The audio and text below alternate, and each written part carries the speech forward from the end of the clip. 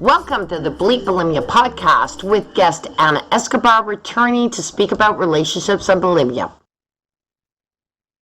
Hi, everyone. I am Lorianne. I am the host of Bleep Bulimia. And today I'm so glad to have Ana Escobar back with us.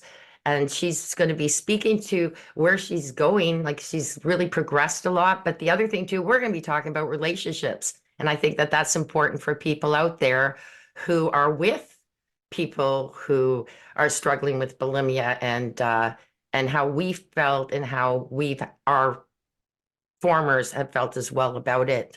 So thank you so much for being here to talk about that. Yeah, thank you for having me. I really appreciate it.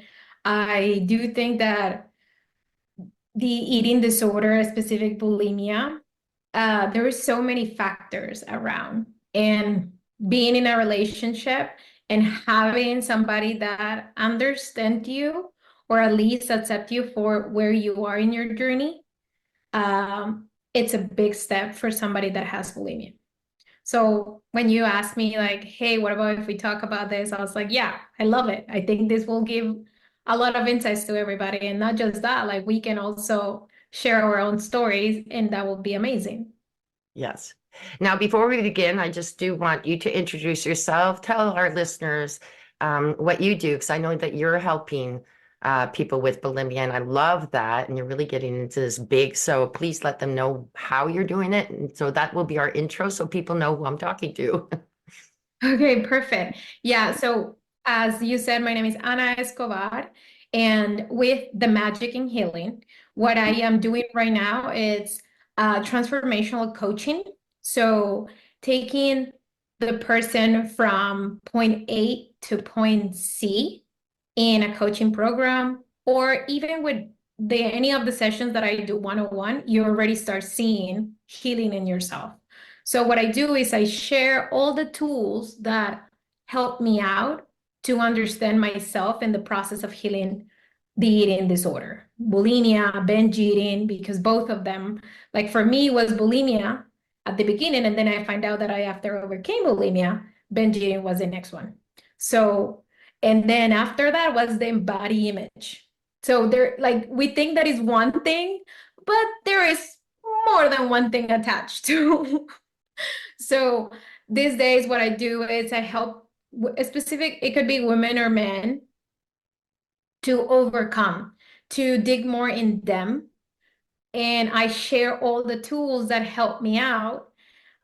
So yeah, we can do coaching program, we can do one-on-one. I also I'm creating courses. So there's going to be a course going on in October. So you guys can, if you got wants to do self-education, you can do it also. So it's a little bit of everything. My main thing, my main mission is to help people to realize that you guys are not alone, because I thought that I was alone. And when you think that you're alone and you're the only one having the problem, guess what? It gets like hell.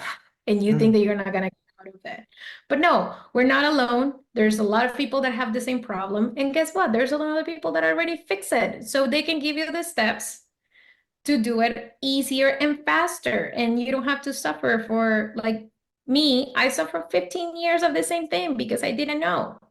So that was what inspired me today to do what I'm doing. It's a mission for me to help as many people as possible and to show people that there is a solution and that you don't have to stay in that unknown, in that suffering state that could be bulimia, an eating disorder, binge eating, like the body image, like the psychology of the body image, the insecurities.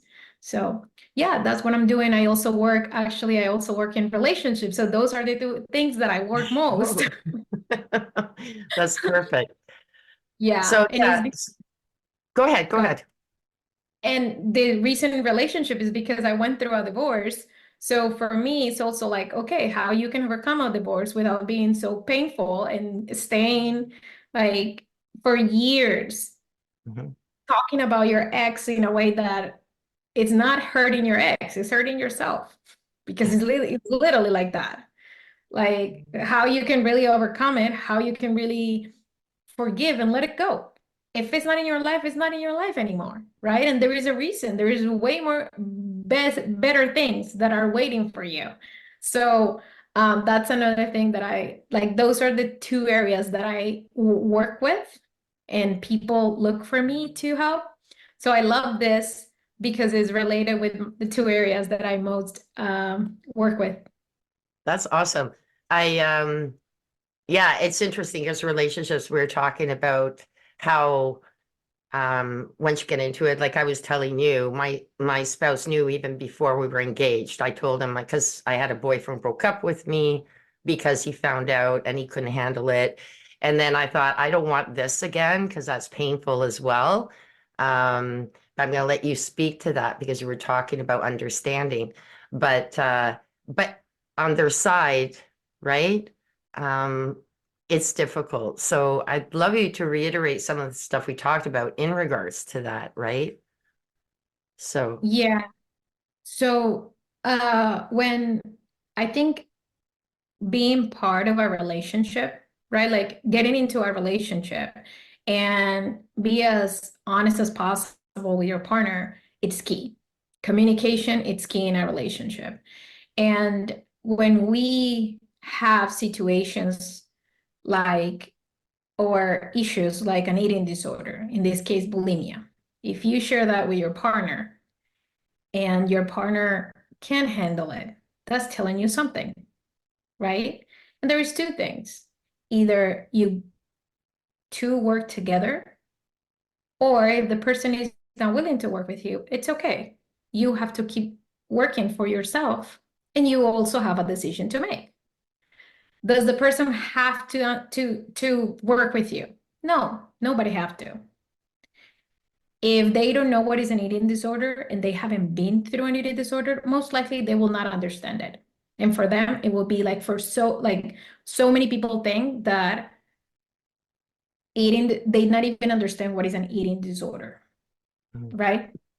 So you have to explain what is an eating disorder. So you can take the time to explain to your partner, hey, I have an eating disorder. The eating disorder is this, this, and this. And if the person is willing and open, they will listen to you and they will start trying to understand you. And somebody that wants to do that is because has the time and wants to really, really be there for you and hold space for you. Not everybody has the capacity to do that. And if it doesn't happen, it's not that they don't want to, it's that they don't know how to. And maybe even if you're trying to explain it, the model of the world that they have, that does, it could happen that doesn't make sense. yeah, Because somebody that doesn't have the fear for food will not understand what is that. it's And there's true. people that they don't have fear for food. Like Yeah, that's reality. There are people that it's like, but it's just food. You just eat and that's it. And you don't have to eat because you're hungry or like things like that. But there is another people like us that we had to work in our relationship with food because we were afraid for food. We were afraid about eating and getting weight or losing weight or like all these things that we learned when we were kids. yeah, So if you're one of those people that maybe are in a relationship and you don't feel understood by your partner, it's not that they don't love you, it's that they don't understand. And they don't understand because they don't know what is being afraid for food.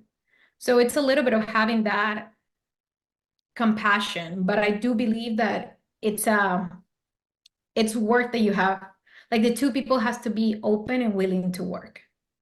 If you don't see that, well, that's giving you an answer.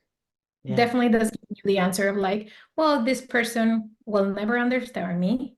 And in that moment, you have a decision. Do you want to stay with a person that does that, or do you rather be with somebody that will have the capacity to understand you? yeah. And be with you side by side during the recovery, no matter how long it takes. I I have there's one of our guests that has her husband knows about her eating disorder and he stood by her, her mother too. Um, and that was Jackie. But in like I also find those sometimes, okay, so in my experience, it was very tunnel vision for the people like so my first long-term boyfriend and then my ex-husband, a little bit tunnel vision. So all they could see is, oh, you're doing this because you want to maintain your weight. The problem is that they don't see is that bulimia is a much bigger thing. It is not just that. And it does have, I find that what I call it is that we don't want people to see that we are binge eaters, right? So we hide behind the bulimia. I could seriously, I could relate more to my sister-in-law who was a binge eater and she was overweight than I could to anorexics because food, like I can't starve myself. I can't do that. Not to laugh about, but I really can't. So I could relate to them more, but to me, I was a liar. They weren't. They were showing the world that they had pain and they had suffering, and that they had like the relationship with food was not healthy, whereas no one could see that in me. So I was living a lie.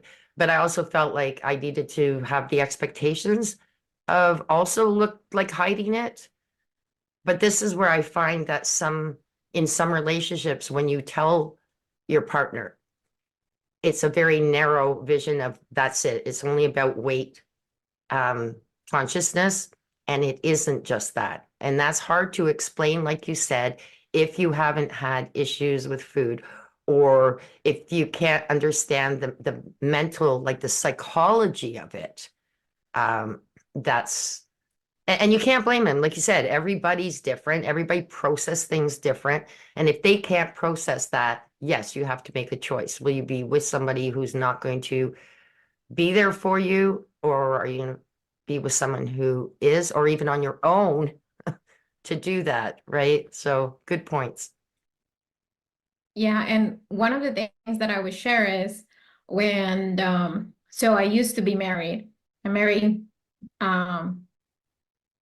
I think over 10 years ago. Yes. Wow, it's been a long time. Uh, I got married in 2013 and I got divorced in 2017. And in that moment, I had bulimia and I knew that I had bulimia. But at the beginning, I didn't say anything to my ex-husband, right? And I think maybe there is a point in the relationship that I decided to tell him that I was having that struggle. And the only thing I knew in the moment was that what I was doing was not okay.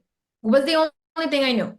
So I knew that throwing up was not like eating and going to the bathroom and throwing up. I knew that it was not the right thing to do.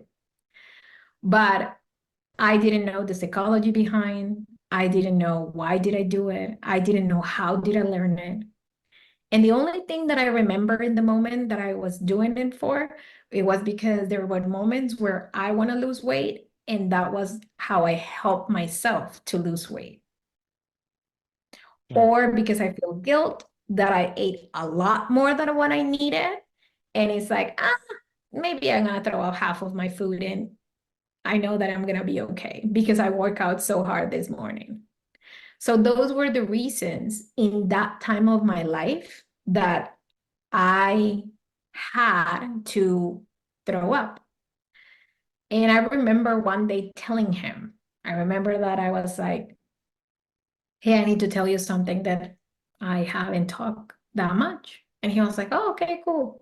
So I told him, I'm like, hey, sometimes when I eat more than usual, after that, I go to the bathroom and I'll throw up. And I think that's not good.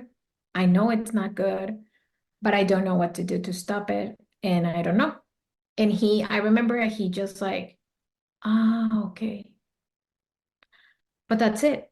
There was no more emotion. There was no more questions. Nothing, nothing. He never asked me again about it. Oh, wow.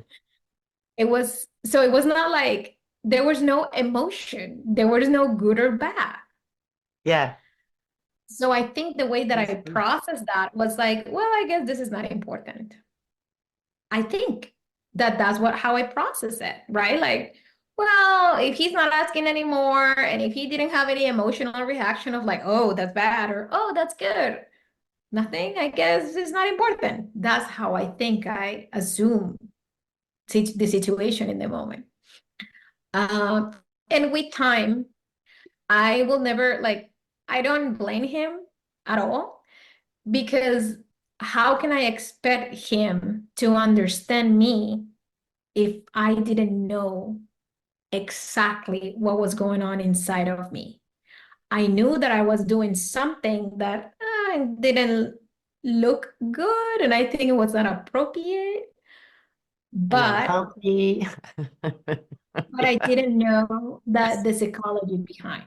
I didn't Yeah. know that there were things that maybe were related with my childhood, my mom, the way that I process my emotions. Like I didn't Mm. know any of that until probably is actually because of the divorce is when I started getting to know myself, right? So I kind of like a lot of people is like, yeah, the divorce is terrible. And I will not say no. Like, it was very hard for me to like break up and to end the relationship. But that pain lead me to know better myself.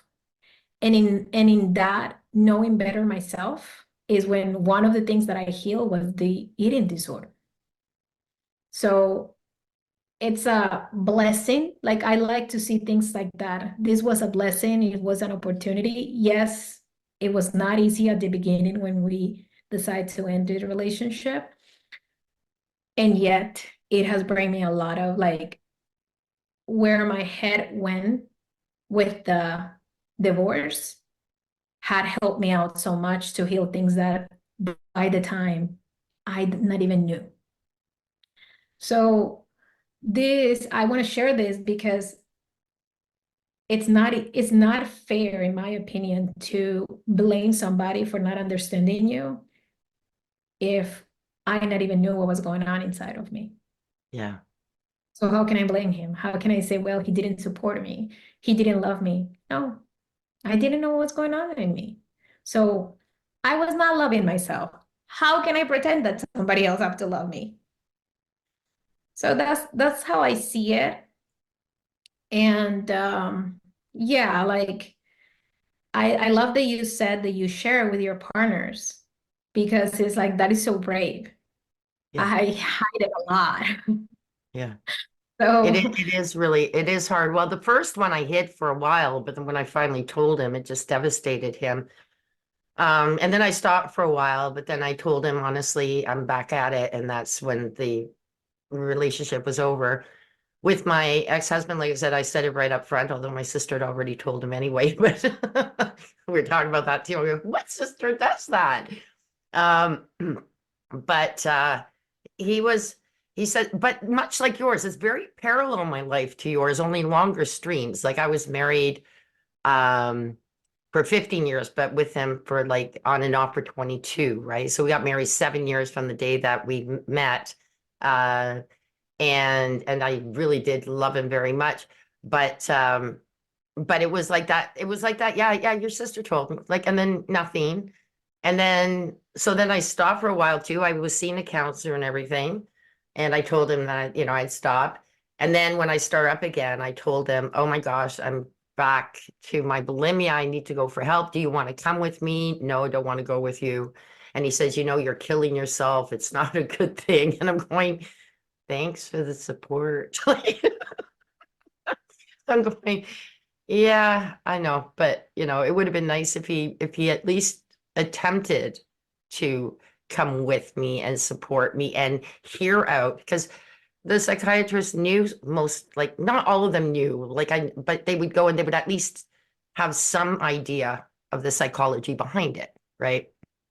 But like I said, like you can't blame them for not. It scares the heck out of them, maybe. And so some of these people will say, no, I don't want to be there because it scares me. Like I don't want to hear about it. Just hide it.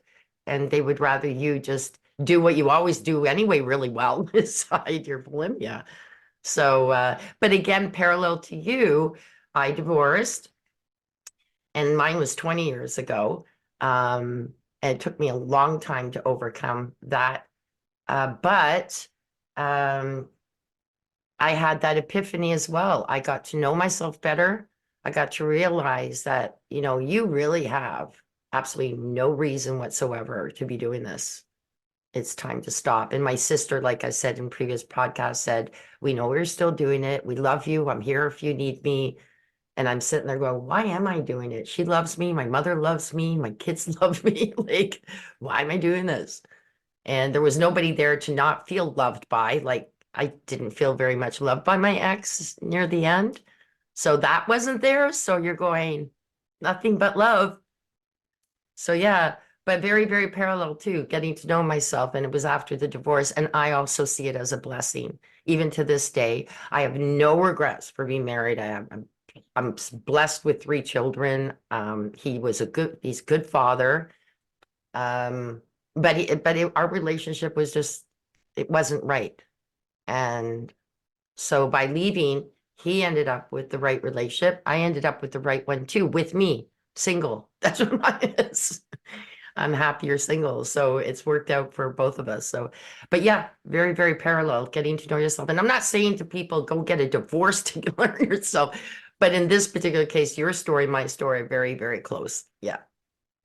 Yeah. Yeah, and the way that I see life in terms of relationships, you never know how long you're gonna be with somebody. Like nobody guarantee you that it's gonna be a marriage, like you get married and it's forever, right? Until one or the other pass. Yes. I think that's something that the movies and the old generations show us. You get married, you stay with this person, and that's it. Um, but these days, with the evolution of consciousness, right, and how much we explore life, I think my opinion is that enjoy the person that you are with today. And if you're single, enjoy yourself. Like enjoy the relationship and enjoy being single, right? And if it happens that you start a relationship, there like it's easier to not have expectations. It's easy to Yes. not be thinking, oh, we have to be forever. This is gonna be in because I have 3 kids, or because we got married, so he has to be my partner until I die.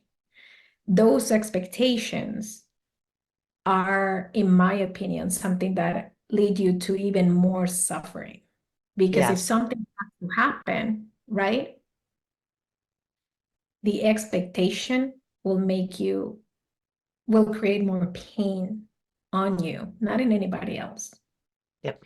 So it's not like, oh, don't believe in marriage forever, like, or it's gonna work or not. My, like, the way that I see it today, it's that I enjoy my relationship, the relationship that I'm with, like, and I enjoy it. I think it's great. I love that we have been almost 5 years together and we have explored so many things. And I live the present moment. Am I going to tell you, hey, yeah, he's the man for me for 80 more years? Do I see him? Do I see myself with him for a long time? Yes. Like, yes, I that's the reason why I'm with him today. Like, I'm not thinking in 80 years, I want to be with you, because that's another thing. Like, if I am thinking, yes, this is a person that I want to be with when I'm 80, well, guess what? When you're 40, your expectations are different than when you're 80. Yeah. Yeah. So it's like, are you living here or are you living in the future?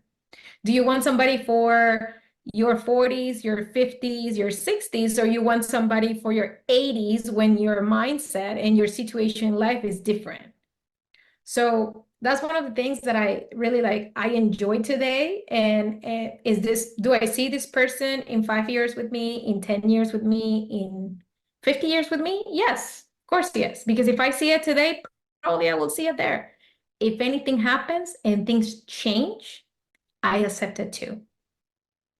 And But you it's will not like, have, yeah, I was just gonna say, and you will have the great moments of living in that present as you said, right? Living in today. I love that. Like even for my birthday was yesterday, by the way. Um, Oh, okay. so I love that, they said, what do you want? I said, I don't want presents. I want presents. So I Yes. don't want stuff. I want you. So I don't want the presents with the T. I want the presents with the CE. And and I did, and I had all of that, and it was beautiful. So yeah, it's and that's the thing, right? Living for today. So like I have a great memory of my birthday because it's about the presents with the CE, not the TS. Um, and you're right, every day is so important so that when you walk away, you remember the good days, the wonderful things, because you're living in that instead of thinking of the future, arguing about the future. Oh my goodness, that's one of the things that I had in my relationship. The Yeah. money thing, the future, how much are we going to, the value of our net worth in 10 years has to be this. And I'm going, why? My net worth is living for the day. And I know, yes, money's important, but when you put it on a spreadsheet and you live it, that to me, it was so different than what my mindset is. Like, um, it was that important that we had to have monthly meetings to talk about our net worth, our future net worth. Um, Yeah, and it's good to have that order, like that being organized and having yeah, like a monthly idea of financially because you're living like I guess if both people work or whatever, or you want to be aware of what is going on. So I think those things are healthy, but that they don't determine your present moment with the person. yeah, Because there's a few things. One, you never know how long you're gonna live. So even if you're thinking I'm gonna be with this person until I'm 80, who's guaranteeing you that you're gonna be in Earth until you're 80? What about yeah, if you get to 40s and the universe God says, well, your time is done. So where did that expectation go? And who you gonna like complain about? Hey, why am I not in Earth? No, that was your time in this lifetime. So one thing is that, and two, um, if we're always concentrating the future, so there is a future in the past. So I think that sometimes it's like remembering the past or living in the future, right? And it's good to plan, but not to be attached to that. That's how I that's right. see it. Like plan, make your goals. Um, yeah, like see the future. Great. But do not attach to that. Don't Do not obsess. Yeah, correct. Do right. not put expectations because in that moment when you attach to it, and if it doesn't happen the way that you were thinking, Mm, guess what? It's gonna be painful. And if it's related in a relationship, you're gonna say, oh, it's because I am in this relationship, or it's because it's this person.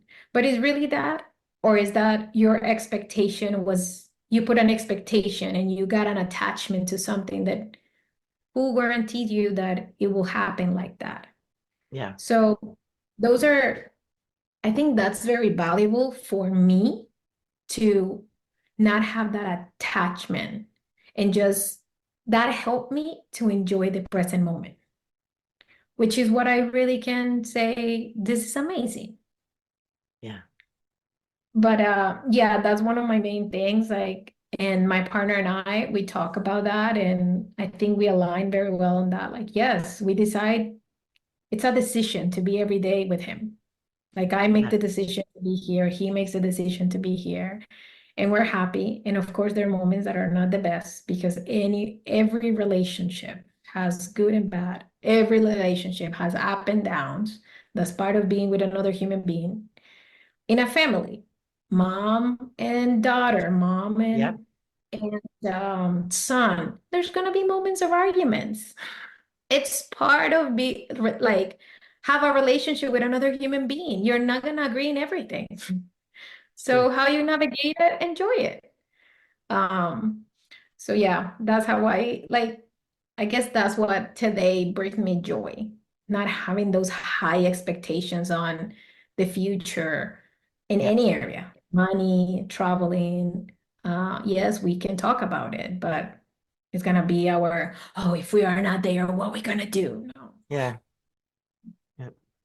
No, I like that too. Actually, I'm very much like that too. I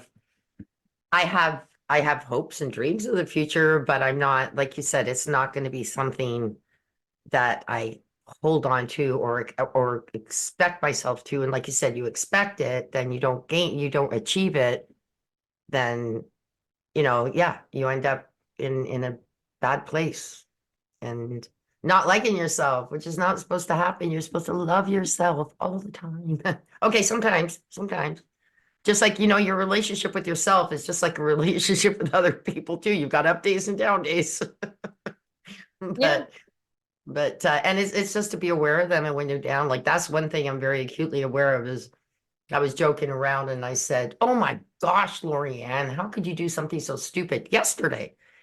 And then I have this other little voice going, "Excuse me, it's my birthday. Don't talk to me like that." It's like, and it's funny because I thought that I was really crazy. Like you said, sometimes think you're alone, but I've heard that people are doing that, and it's affirmation, right? They hear that little negative voice, so then they are aware of it, so then they speak to themselves in a positive voice, to just cancel it out. So, but I thought it was so funny. I'm thinking, yeah, I'm the same person. I'm talking to myself. That's really scary, but but yeah, when you bad talk yourself, we do that. Like my mother does it. Oh my goodness, I'm so clumsy. I don't say that, Mom. Just say, oops, I did this. I'm okay though. Everyone does this, right? Because the brain starts to believe it, Yes. and you That's, don't want that. yeah. I that like words are powerful Yep. and are great. And it's okay if we have implement things like, oh, I'm so dumb, or I heard that people say I hate myself, like Yeah. words like that. But it's more than something that they learned when they were kids, most likely, or they were in school and maybe the best friends say that a lot. So you Yeah. just pick up and you just start saying that. And at the same token, you can pick up and start saying, I love myself. Yeah. Or if something happened that it was not good, it's like, oh, I make a mistake, but I'm learning from it. Yeah. So it's like those little words, like those little things that the way that I see it is you set yourself for success. You help yourself with those little things. So, okay, if you have a habit, because it's a habit of like, oh, I said I hate myself, or you're dumb, or you're stupid, or something like that. Okay, that's happening. There's not anything wrong with it. No. Can we go to the past and fix it? No. What can we do today to create a better habit? So Yeah. if that word comes up, oh, I'm stupid. I'm just joking with you. Like Right. something like that. You know what I mean? Like I love it. Yeah. start playing with yourself. Start making funny or loving. Like I hate yourself. No, you're not. I love you actually. Like, how can you play with yourself? And people can say, oh, but will that work? Of course, the same way that it works, that if you're saying to yourself, I'm stupid, if Yeah. you are like, if you add something else, or if you decide to shift it to something else, it's gonna work because your brain eventually, what you just said, eventually your brain is start thinking that it is like that. And going back to the eating disorder, that's how we got into it, Yeah. right? Like thinking that we have to be in certain way and that it didn't matter how much we ate and how much we threw up, it was not enough because there was a higher expectation that we learned in some point of our life, but it was not, it was a expectation, but it was not reality. We were not living in the present moment. No, you're right. So it's yeah, that's how I see it. Like, okay, where do I have higher expectations and are these worth it?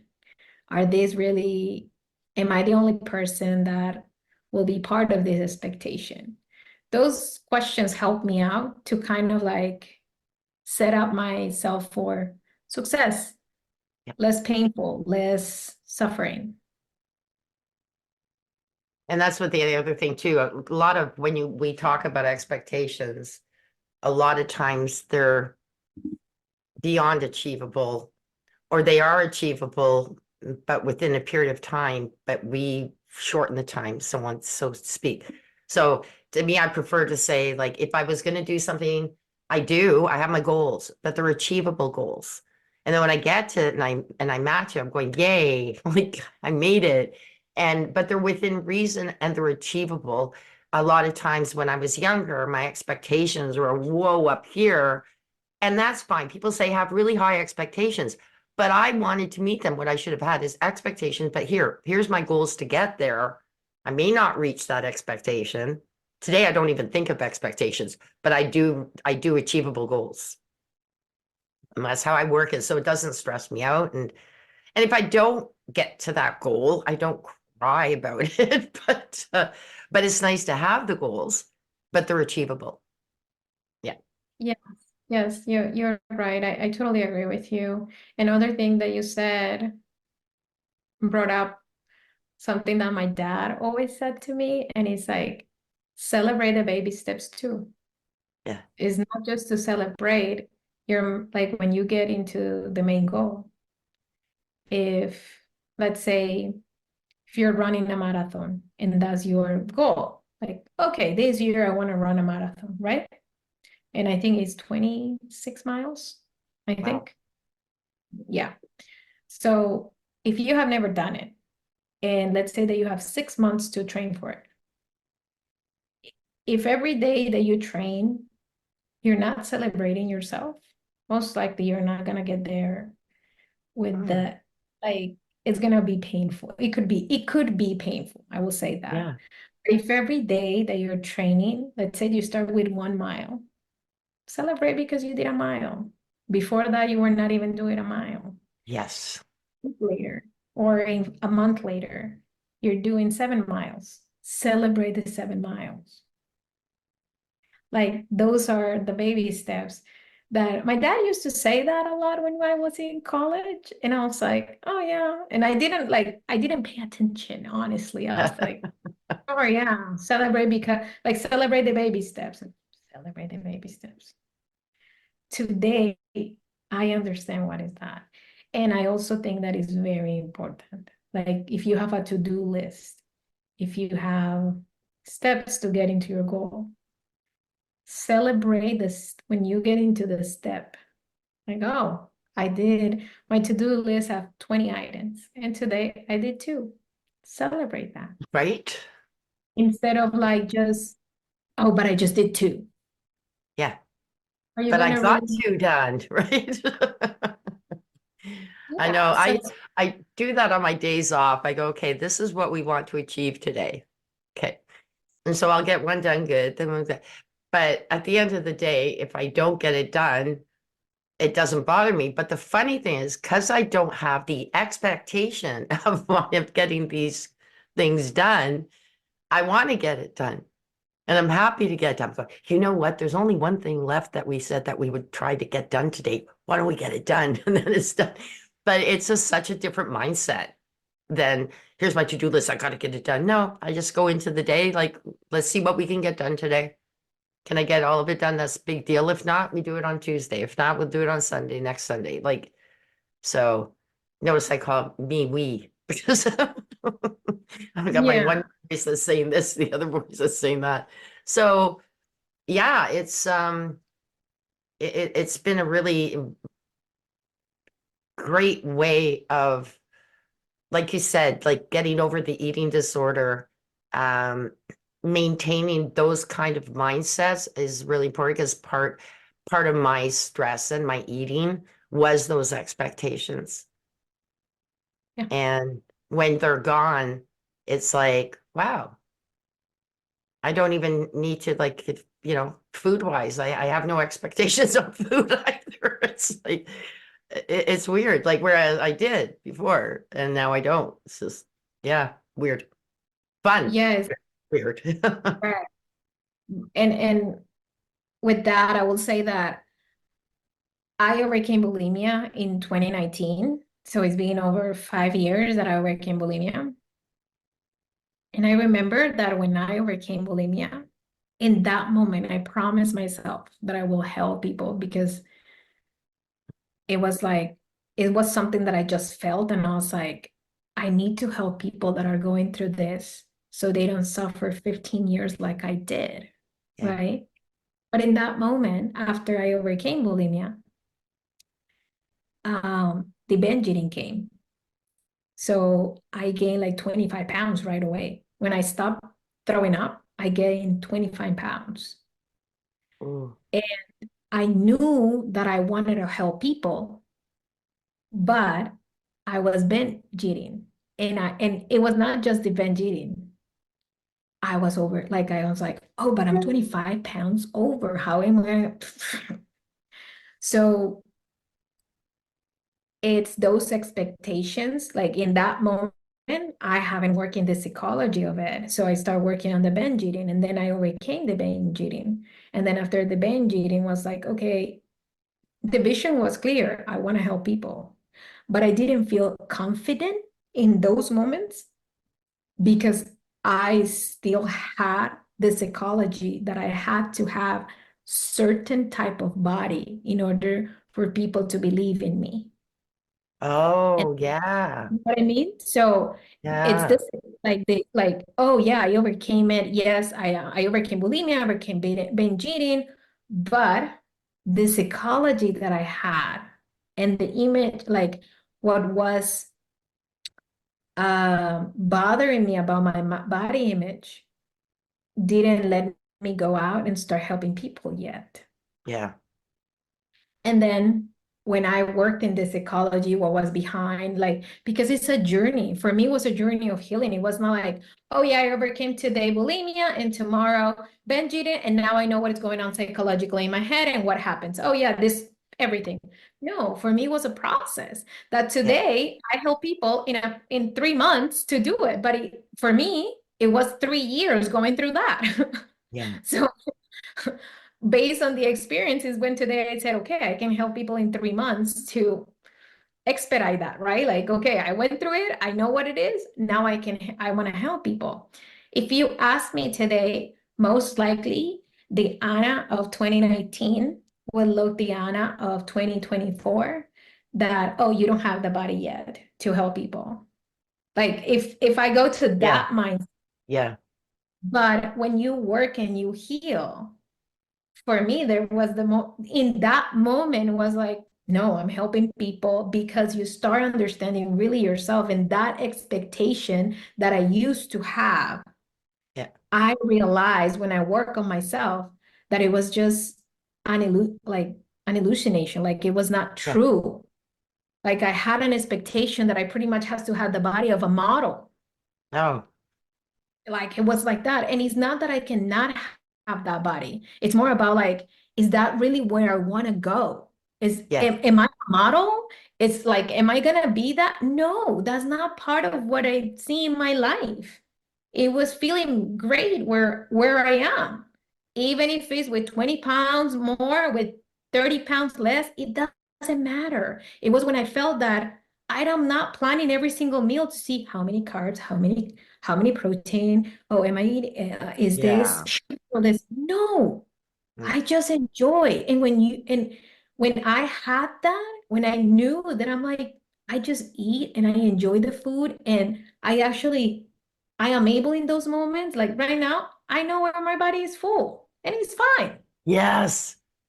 But I used to not have that. Like Yeah. all that stress and those expectations, what it did was like it made me overeat, it made me more stressed. It made me think about, am I eating the right thing? No.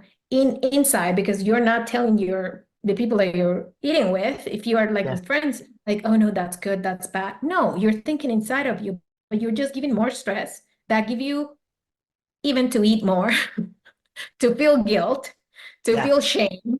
Those feelings are not helping you. So that's one of the things that I think the eating disorder helped me out a lot to understand how much those expectations were not helping myself, Yeah. were hurting myself instead. And today, if you ask me, I feel super good with my body. When I do exercise almost 3 to 5 times a week, it's healthy. Like I feel healthier than when I was 5 years ago. So it's that feeling is what for me, it's a blessing. And not having that big expectation, which at the end I have applied it in all of the areas in my life. Like it's not just with the food, now it's with other things. And it's sometimes, and I will say, it's not that these days I'm like, oh, I don't have no expectations. There are moments that I am like, okay, I'm expecting this, but I cut myself faster. I don't let myself going on that expectation for like 5 months, 6 months. No, I cut myself fast. I'm like, is this really helping me? Or Yeah. maybe it's better if I start shifting the meaning of this, the way that I'm seeing it, right? Is this an expectation? Or can I appreciate where I am right now in this area and what I have achieved or the idea that I have? So that's how I see the healing journey. Like that's like the proof for me, like, oh yeah, definitely the Anna of 5 years ago or even 3 years ago was in another journey. That's beautiful. Yeah, I like that, the expectations, because even when you're with a partner, I find there's things that you would like, but I think that there's certain, you have to watch your expectations of your partner. Um, because they're your own expectations, they're not theirs, right? So coming back to relationships, and I love that, you can't expect the other person to understand. It may end a relationship, it may make one stronger. And one thing I did love what you said, it really does, I believe that you are right, take an empath, like somebody very that's empath, has a lot of empathy, um, to be able to stand by someone with bulimia. There's, like me, it was 30 years. I struggled on and off. Um, it's going to be 14 years coming this year in February that I've been without. So it's pretty exciting. Half of what the 30 years is, I've already done 15 forward. Um, but yeah, so I think those are really important, is that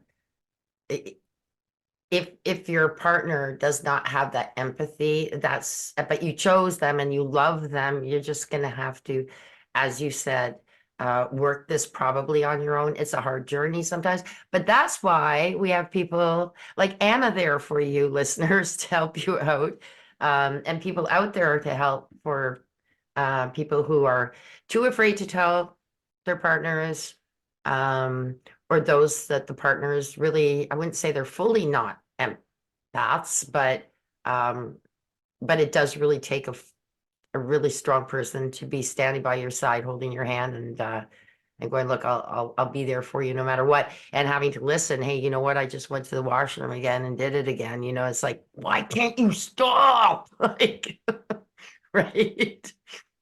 Someone who says, okay, let's just keep going. Like it's hard. I can't imagine how my ex-husband was thinking, because he never brought things out. So internalizing, he was probably internalizing a lot of pain, but couldn't speak it, right? And that's the other thing you have to watch for. So yeah, relationships.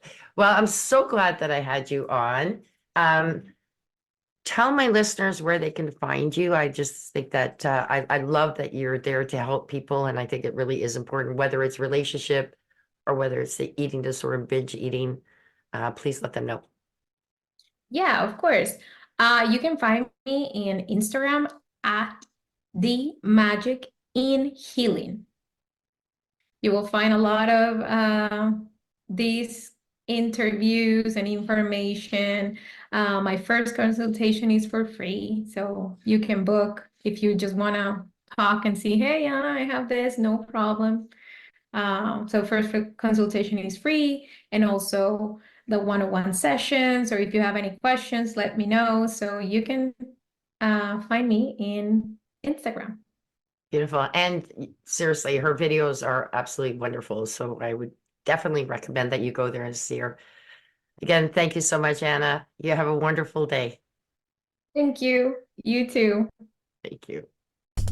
Thank you for listening to this episode. Be sure to visit me at bleepbulimia.com.